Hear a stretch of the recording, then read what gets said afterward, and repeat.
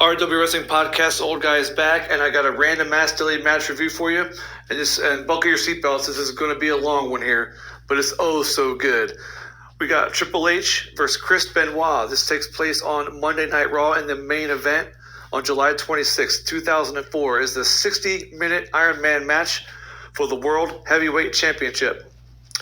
Introducing first, we get the Cerebral Assassin, we get The Game, we get Triple H and his opponent. We get the Rabid Wolverine. He is the World Heavyweight Champion, the one and only Chris Benoit. And I love it when Chris Benoit gets in the ring and he just walks up to his opponent, just shoves the belt in their face, especially when it's Triple H. Because Triple H always was probably thinking Benoit will never win the title. He'll never win the title. Benoit wins the title at Mania, making Triple H tap out in the process. And Benoit just walks right up to him and goes, "It's my belt. I got the title. I'm the man. I'm the best." All right, so Chris Benoit is ready. Triple H is ready. The crowd is ready.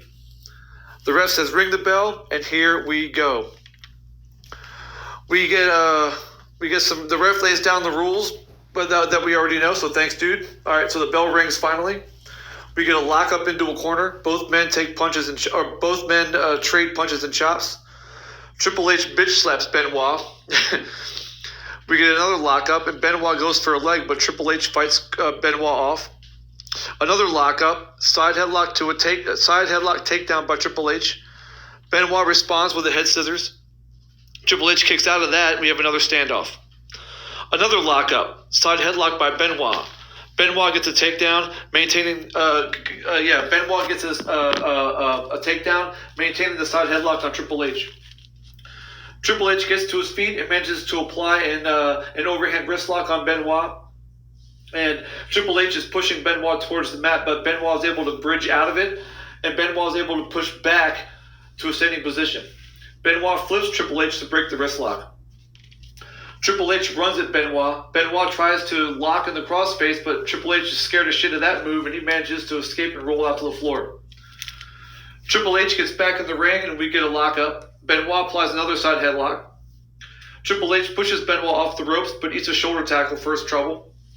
Benoit runs the ropes. Triple H ducks down. Triple H kicks Benoit in the gut and attempts a pedigree, but Benoit is able to block it and get to the ropes. Another lockup turns into a Triple H rear waist lock takedown to Benoit. Benoit sits out of the waist lock and gets a side headlock on Triple H. And we're still in the side headlock. Triple H pushes Benoit off the ropes and eats a shoulder tackle. Benoit runs the ropes. Triple H ducks down, and Benoit reverses an arm drag with one of his own to Triple H. Benoit goes for the crossface, but Triple H is again able to escape, and he ducks out of the ring. Back in the ring, Triple H says no to a lockup and kicks Benoit in the gut instead, then proceeds to throw Benoit out of the ring to the floor. Triple H follows Benoit to the floor. Benoit with a kick and some chops with Triple H. Triple H jumps back in the ring, and so does Benoit. And we get another lockup, and that leads to a single leg takedown by Benoit to Triple H. Benoit uses the ropes to work on Triple H's knee. Benoit continues on Triple H's knee with some more kicks. Benoit continues on the knee with a dragon screw leg whip on Triple H. More punishment to Triple H's legs. Another leg whip to and yet another leg whip to Chris Benoit. So Benoit is obviously targeting up Triple H's leg for the sharpshooter at this point. Both men trade punches in a corner, but Benoit goes right back to the knee. Benoit with a scoop slam and follows it up by slamming Triple H into the mat. Slamming Triple H's knee into the mat. Benoit whips Triple H into a corner. Benoit charges Triple H and eats a boot to the face.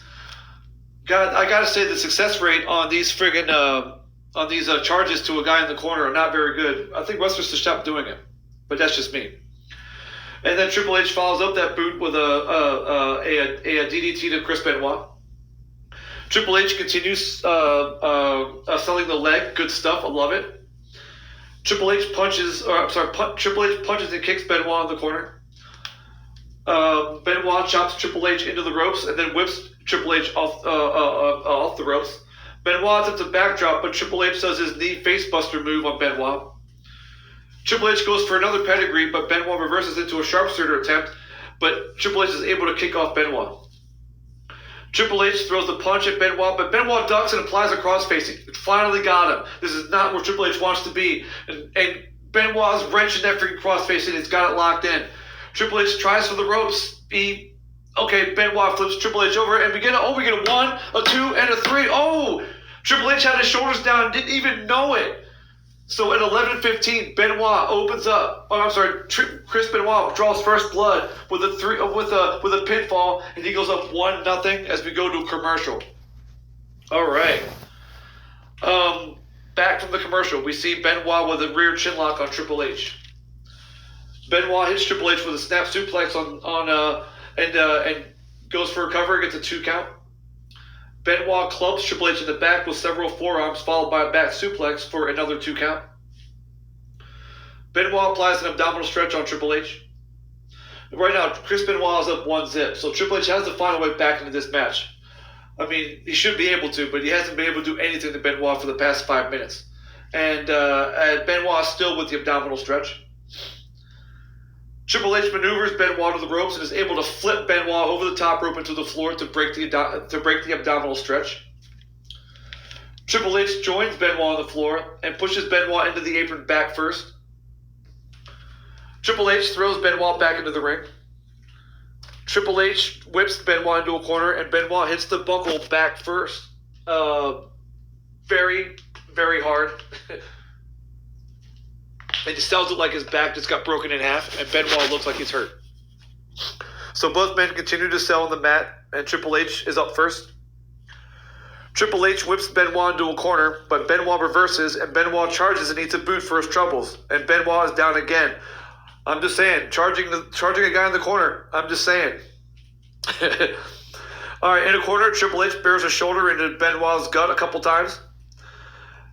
Triple H hits Benoit with a backbreaker. Now Triple H is finally in control. He's going to do his slow, methodical, yet impactful move set here. He's going to break apart Benoit one piece at a time.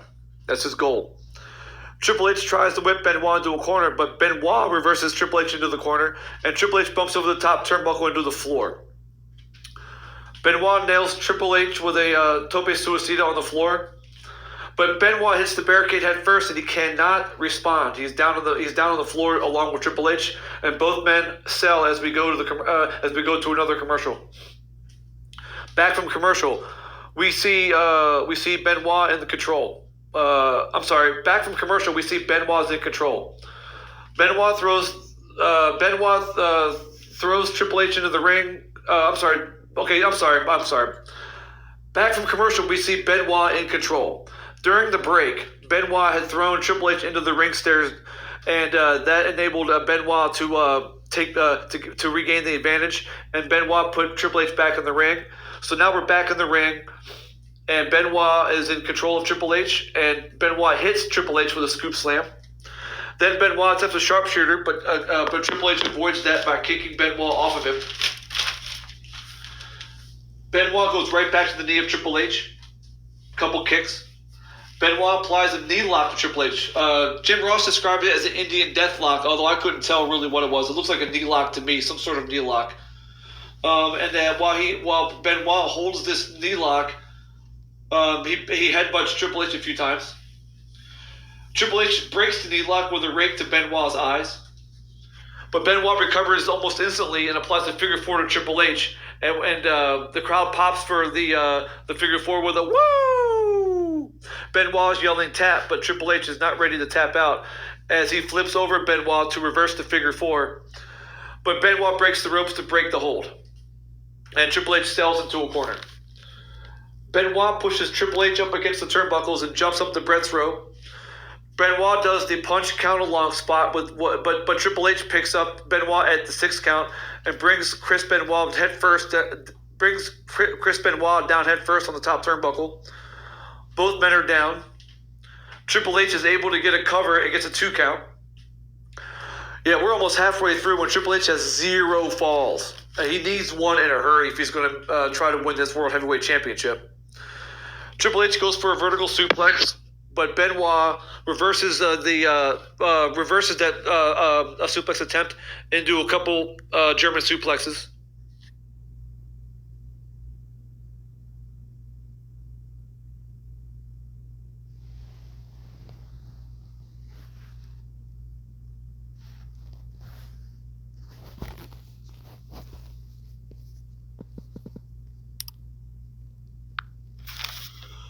Benoit just created space for himself, and he needs to capitalize right now, or he's going to be in trouble. He's down 2-1. Benoit tries to fire up with some chops, but Triple H whips Benoit off the ropes and nails Chris Benoit with a spine buster. Wham! And at 38 minutes, 4 seconds, Triple H gets the 1, the 2, and the 3, and Triple H adds to his lead. He is now up 3-1. So Triple H is thrilled with himself as Benoit sells on the mat, and we go to a commercial. So yeah, as we went to commercial, Triple H had a nice little grin on his face as he realizes he's up 2 falls. So Triple H has what seems an insurmountable lead. With roughly 20 minutes left, Triple H has a 3-1 lead. He's in great shape to regain his title. So Benoit has to dig deep. He's got to get back in this match. He's down 2 falls and he needs something to go his way. He just has to create something for himself. He's got to make a play. And as we get back on commercial, we see Triple H has an abdominal stretch on Benoit. But Benoit arm drags Triple H to break the hold. Again, there's some action during the break that we don't see. So it's 3-1, Triple H with about 20 minutes left. Chris Benoit fires up with some punches, but gets cut off by a boot from Triple H. Triple H attempts a pedigree, but Chris Benoit fights it. He's fighting it. So Triple H has him in the pedigree position, but Benoit's using all the strength he can to avoid getting put in this hold. Because if he can't escape, he'll be down 4-1, and he probably will not win the match. Can Benoit escape? And yes, he does. Benoit reverses the pedigree into an attempted sharpshooter, but Triple H kicks Benoit off of him, and Triple H avoids the sharpshooter. Triple H attempts another pedigree, but Benoit reverses it into a sharpshooter. And Triple H is trying to fight out of it. Oh, it's locked in now. Benoit has it locked in. He has the sharpshooter locked in. Triple H is some hurt now. Triple H is trying to get to the ropes, but while Chris Benoit is yelling, tap, tap, tap, Triple H is inches from the ropes, but Benoit brings Triple H out to the middle of the ring and sits down straight on Triple H's back. Triple H is in deep shit right now. He cannot move. He's trying to fight. Benoit's a sharpshooter really locked in now. He's wrenching up Triple H. He's wrenching Triple H back and he's wrenching him back. After several attempts to break the hold, though, Triple H has the tap. And at 44 minutes, 14 seconds, Benoit gets the fall he needed. He gets the submission and cuts the deficit to 3-2. Crowd pops huge for Benoit, and they start a "You tapped out" chant directed right at Triple H. Ooh, Benoit needed that. Triple H fought like he had to, but he just couldn't. He just couldn't get Benoit off of him, and he couldn't avoid the pain or dodge the pain or shut the pain out, and he taps out. And we have a 3-2 score now in favor of Triple H. Both men are down, and they got to be exhausted and beat up. I mean, they've taken so many shots and so many moves to each other, and we're like 44 minutes in or whatever it is. Jeez Louise. Triple H sells to the floor, and the ref starts to count. Triple H breaks the count at 7 as he reaches the apron, Triple H reaches the apron, but Benoit breaks the count at 7 by hitting Triple H with a baseball slide drop kick, knocking Triple H back to the floor. Benoit joins Triple H on the floor, and both men brawl on the floor with some kicks and punches. Triple H crawls back in the ring, but goes right back out the other side of the ring into the floor. Benoit follows Triple H. Benoit grabs Triple H and tosses Triple H back into the ring. Triple H crawls to a corner, and Benoit is right on Triple H with some kicks to the back and chest. Benoit whips Triple H into the opposite corner. Benoit charges Triple H, but needs a boot for his efforts. Again, why do you charge people? I digress. Triple H hops up the breadth rope and attempts, something or other. I'm not sure what it is. And Benoit grabs Triple H right out of the air and applies the crippler crossface to Triple H, right in the middle of the ring. And Triple H is in deep shit yet again. Benoit has the crossface locked in tight. He's wrenching back on Triple H's back and neck. The crowd is going nuts. They want the tap out just as much as Chris Benoit does. Triple H is trying to get to the ropes, but he's trying to. Every time Triple H tries to escape, Benoit locks the crossface in even tighter. He's like a boa constrictor. The second you try to breathe, the boa constrictor locks you in even tighter. But Triple H manages to get a foot on the bottom rope to break the hold. Benoit was so close to evening the match at 3. Triple H gets right back up off the mat, and Benoit back on him. He's relentless. He hits another crossface on Triple H right in the middle of the ring yet again. And Benoit is yelling, tap, tap, tap. And Triple H does exactly that. And at 47 minutes, 52 seconds, Chris Benoit has gotten the third fall, tying this Ironman matchup at 3-3. We have an even score. Benoit's back in it. And, as if on cue, here comes Evolution members Ric Flair and Batista. And as we go to commercial, we see them reach the ringside area. So, while we're at commercial, I'm going to talk about how Chris Benoit's got back in this match with a lot of tenacity and heart. He got those 2 falls that he needed to get back into this thing. He got them within 4 minutes of each other, and he tied this thing up.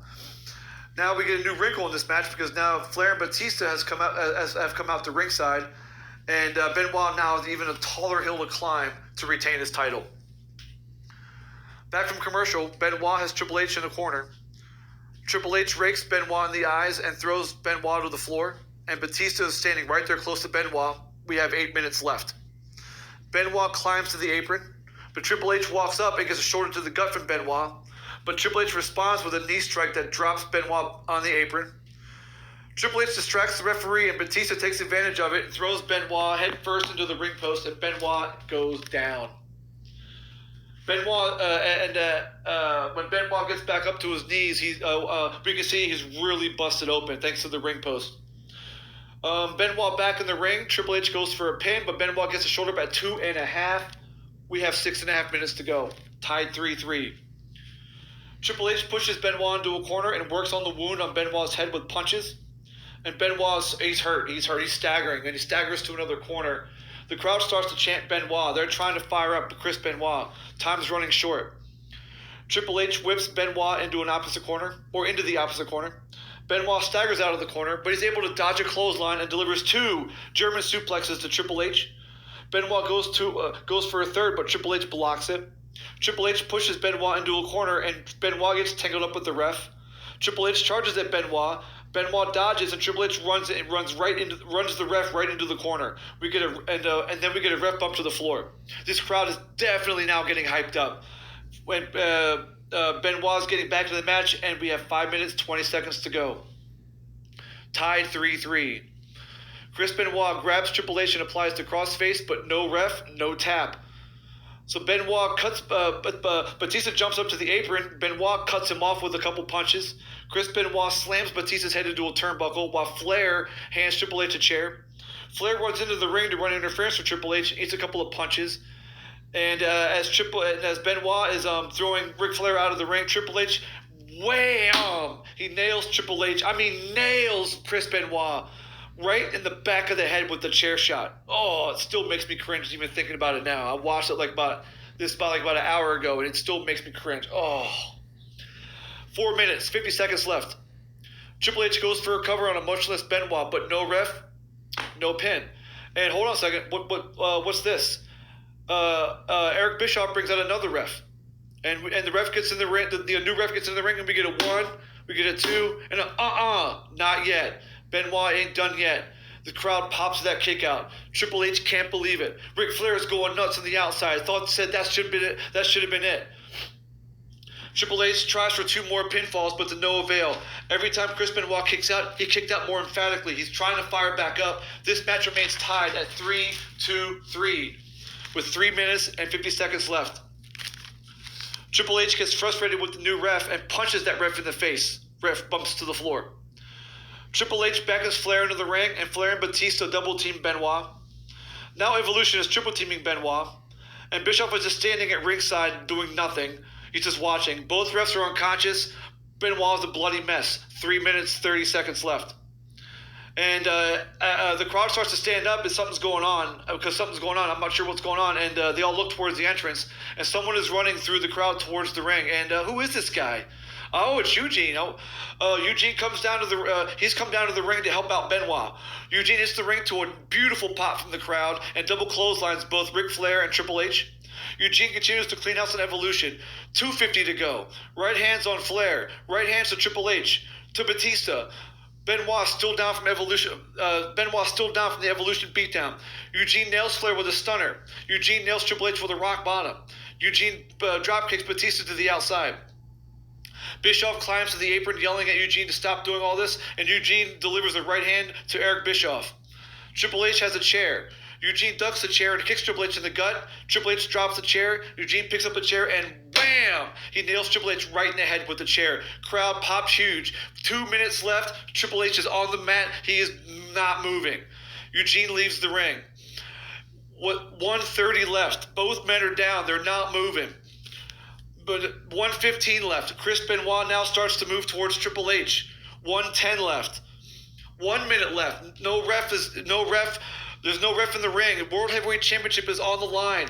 Benoit still moving to Triple H. 45 seconds left. Benoit's up to Triple H. He puts an arm over Triple H's chest. 37 seconds left. Eugene picks up the ref from the outside. Eugene on the outside picks up the ref and puts him in the ring. 30 seconds. Ref is barely moving. 25 seconds. Now the ref is getting there. He's moving now. 15 seconds left. We get a 1 at 11 seconds. We get a 2 at 8 seconds. And at 59, 54, Chris Benoit gets the 3 count and the pin and takes the lead 4-3. The last seconds tick down. They're meaningless. 2, 1, ding, ding, ding. And Benoit wins the 60-minute Ironman match and retains the World Heavyweight Championship. Woo! I'm going to need a drink after this one. Crowd with a huge pop. Both men are selling on the mat. What a war this was. Wow. Benoit is in the ring. He has the belt in his hand. He's got his arm raised in victory. His music is playing. My favorite theme in all of wrestling, by the way. Benoit shows some love to Eugene, who's up on the announce table, which is at the ring entrance. He thanks Eugene for helping him out, and Eugene is standing up on that table, sending the love back to Benoit. Benoit makes his way up the ramp, celebrating his victory as Triple H throws daggers with his eyes at Eugene. Triple H is pissed. His face is shaking. He can't believe what Eugene just did. Eugene cost Triple H the World Heavyweight Championship. And Eugene is basically mocking Triple H from the commentator's table. And we continue to see Eugene and Triple H have a stare down as we cut to black. Wow, let's go. Wrestling is awesome.